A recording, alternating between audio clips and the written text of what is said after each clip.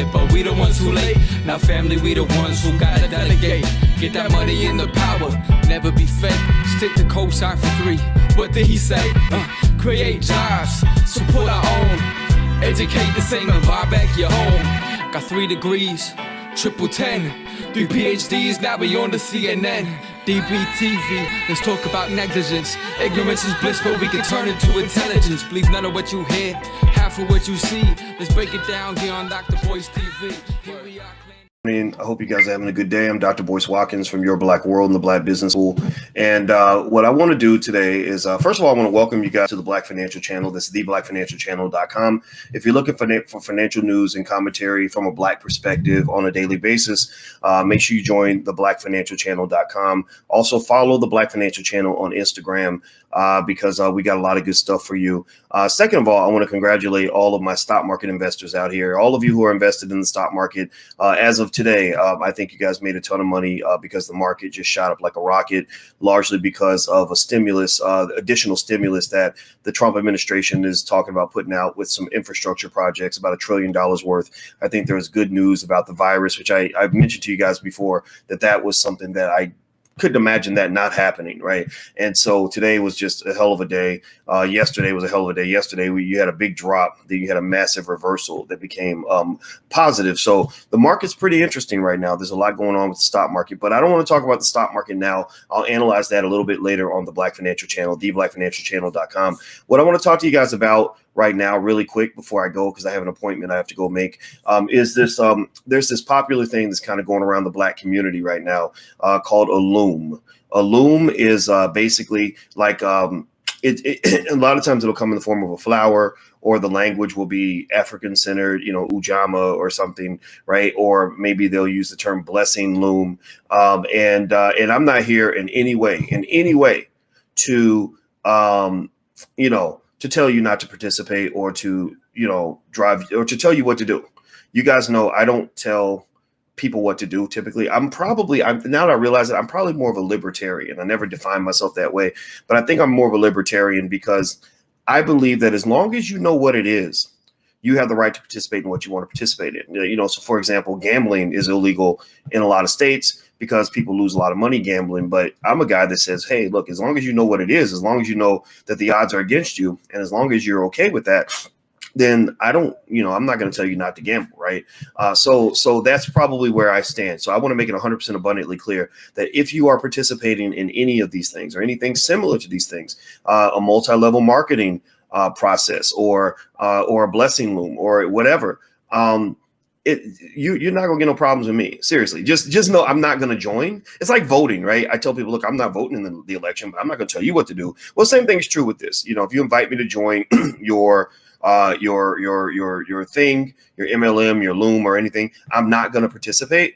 And I'm gonna tell you why I won't participate, but I'm not gonna tell you guys what to do because legality is not the same as morality, meaning that just because it's illegal doesn't always mean it's always bad. Or just because it's legal doesn't mean it's always good. Like, for example, I'm a guy who happens to believe alcohol should be illegal because alcohol actually causes more death and more destruction and more harm than any other drug. I don't know if you guys know that or not. So I tend to make my own rules in life. So I just want to make that clear so that nobody emails me and gets pissed off because you think I'm disrespecting your MLM. But I want to make sure you understand what's going on so that you're aware of what you're doing. The reason that a blessing loom, which you might have got in your email, and a lot of times it'll come as a diagram where when you come in, you are typically required to do a couple of things. One, you're required typically to pay some money. Give me a yes or no if you've seen this, right? You're asked to pay a certain amount of money.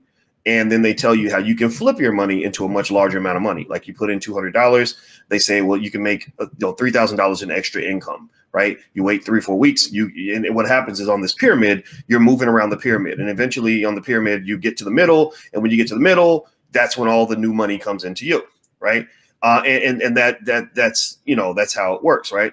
Now, the problem that you are going to run into with that, the problem that you might have with these looms is that they are legally defined in most countries as a pyramid scheme. A pyramid scheme is defined as any scenario where you're asked to pay money and then recruit other members, right? For most of the groups, the requirement is that you bring new people in. Well, why are you required to bring new people in? Well, because you're bringing in new money. You're bringing in new people that are going to put money into the pot for the person in the middle, right? And the reason that they became illegal, in my opinion, I'm still doing my research trying to really understand it entirely, because I don't want to be judgmental. I just want to lay out information for you to consider. And I just want to help you. I want to help you do whatever works best for you. I want you to be happy. I want you to make money. I want you to be successful, right? But the reason it became illegal is because theoretically, these schemes are always supposed to break down. They eventually break down because you get to a level where you can't recruit new people. There's no more new people out there to bring in who are going to pay money into the pot so the person in the middle can make money. Now, there are arguments about that, right? I've seen people say, well, no, that's why you bring in solid people. You only bring in solid people because those solid people are going to pay. Okay. So, if that's your argument, that's fine. Or they're going to always recruit their members. They're only going to recruit solid people. Okay, that's fine. My biggest concern for anybody who participates is the legal issue, right? Again, if you think about it, for example, like dealing drugs, some people thought dealing drugs should be illegal. Some people think it's fine. If you want to use drugs and somebody wants to sell them to you, that's between you and that person, right? And I probably am more in that category, right? I'm not a person who necessarily thinks that selling drugs to somebody who wants them makes you a horrible person. There are plenty of things that happen in our society that are unethical. But I'm just going to tell you that for those who do care about this, for those who do kind of think that way, be cautious, because you are technically breaking the law when you. And this is not legal advice. I'm not a lawyer, and this is not financial advice. I want to make sure I state that as a legal disclaimers. But you would be technically breaking the law. Participation or marketing or the creation of any sort of a pyramid scheme or a Ponzi scheme can draw attention that could cause you really, really, really big legal problems. Ponzi schemes and pyramid schemes have a subtle difference with one another, and I'll talk about that in another video. But I would just want to make it clear that those looms, being defined as pyramid schemes, those are not Susus. You've heard of Susus. Susus come from Africa. They come from the Caribbean. A Susu is a community savings group. And I brought this up because I read through your comments on drboystv.com, and I saw that some people were saying I defined what a Susu was and how Susu works. Or typically, right? And somebody said, no, that's not a Susu. That's not how a Susu works. The way a Susu works is you recruit 2 new members and you bring somebody in underneath you. And I said, okay, I get it now. I think people are confusing a Susu with the looms, right? A loom and a Susu are not the same thing. A loom is, by definition, a pyramid scheme. Pyramid schemes are illegal in most states, I think all states, and they're illegal in a lot of countries. There have been riots in countries over looms and schemes that they call them different things, right? A lot of times the layout, and I see Bishop Melvin uses the word scam. And it's okay for you to call it that. I'm being careful because you don't understand. You don't see my email inbox with this full of people that, they really believe in their MLM. They really believe in their loom. And I'm not here to judge you. I swear to God, I'm not here to tell you what to do.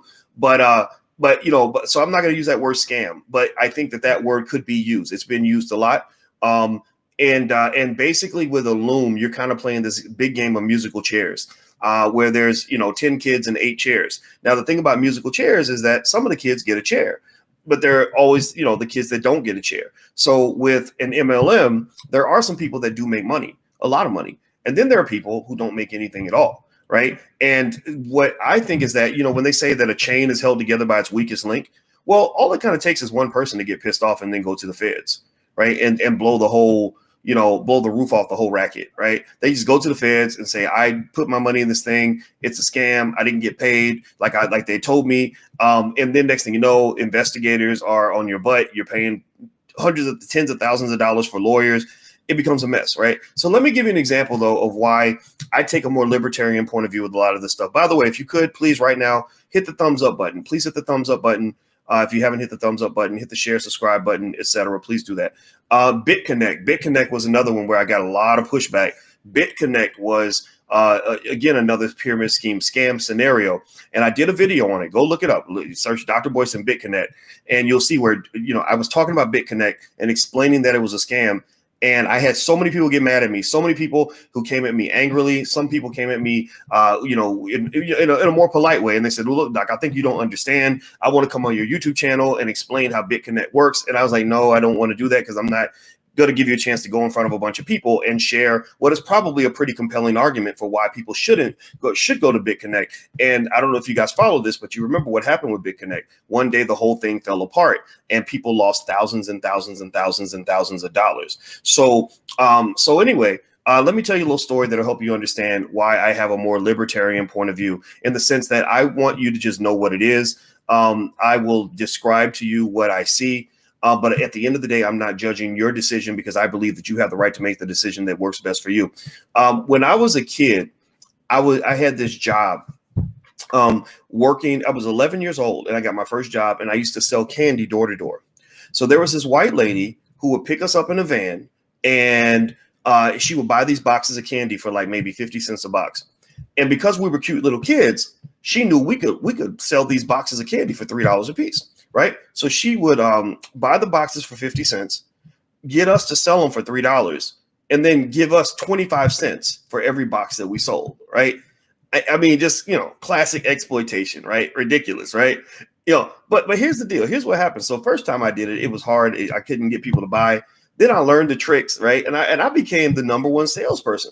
So I was getting paid. I was coming home with pockets full of money at the age of 11. Like on Saturday was the big day. That was when we'd be out for 12 hours going through some neighborhood we didn't even know. I mean, my God, it's crazy, right? Like she could have kidnapped us and sold us into slavery in Mexico or something. We could be sex traffickers right now. Who knows? But it didn't happen. So it's all good.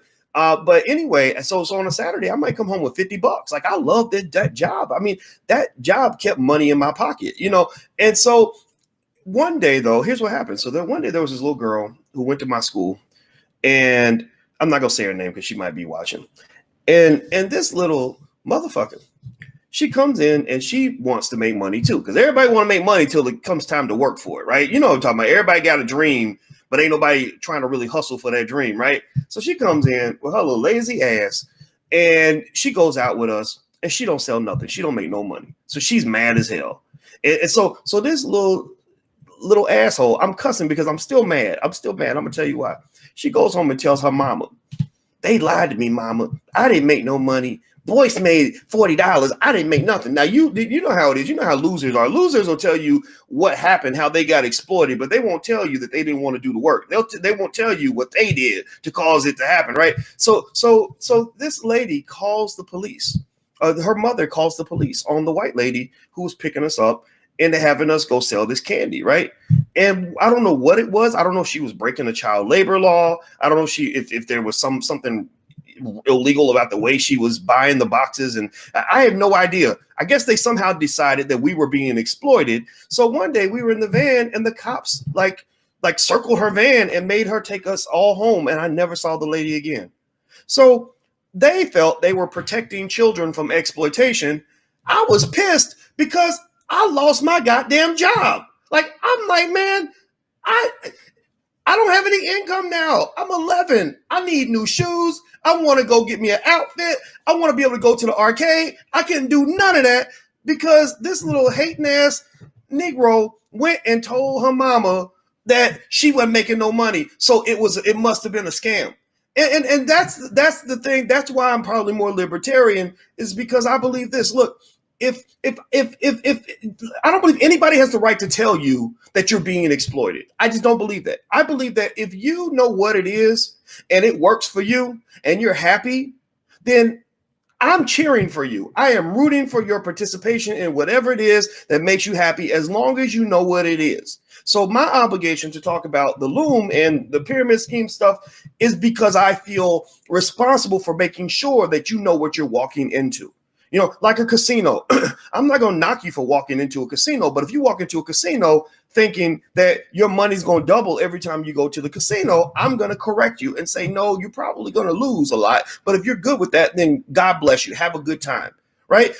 So a lot of times, these people that are self-righteous and feel like they have the right to exert their moral authority onto other people, like, oh, you're being exploited. You just don't know you're being exploited. You're just too ignorant to know you're being exploited. Well, my thought is, look, unless you can replace the income I was making from my little job selling candy for the white lady, then don't come and tell me I'm being exploited, because maybe I'm being exploited, but I'm okay. I consider it paying my dues to have a chance to have a better life as an 11-year-old and have an income. I was happy with that, right? So that's it. That's all I want to share with you guys. I got to run. I got a meeting. I'm late, but I just wanted to share this as a public service announcement. So if you are in an MLM, this is no offense to you. If you like it and you're making money and you're happy with it, then I'm not going to tell you not to do it. If you're in a loom and you like it and you're making money and you're happy with it, I'm not going to tell you what to do. Just be careful, because the feds may have a different opinion than I do, right? Look up the law, right? If you now, and I want to make sure also that you do not mistake a loom for a Susu. A loom is not a Susu. A Susu is a community savings group where everybody puts in money. Everybody gets out what they put in. Everybody gets out what they put in. Nobody puts in and doesn't get back what they put in. So a Susu is a different thing from a loom. Don't let anybody confuse the two, and don't let anybody come in with some, some shea butter Afrocentric language or some church language to convince you that something's different from what it actually is. Just be financially intelligent. That's what I want you to do. So I hope this helps you guys. I had to share this. I'm really late. I got to run, but have a good day, everybody. Love you, and I'll see you soon. Do me a favor, hit the thumbs up button, share, and subscribe button before you go. Also, if you haven't learned to buy your first share of stock yet, or you just want to get on our email list so you can get lots of free stuff from us, we send out lots of free information on a regular basis. Just go to firstshareofstock.com. That's firstshareofstock.com. And also tomorrow night, the masterclass meets, the investing masterclass. So if you'd like to participate, feel free to go to drboycemasterclass.com. We meet every Wednesday night at 8 o'clock. It's really, really good. And if you don't like it, you can get your money back. So feel free to go to drboycemasterclass.com. I'm out, guys. Have a good day. I'll see you soon. And congratulations on all of you who are invested in the stock market. Today's a good day.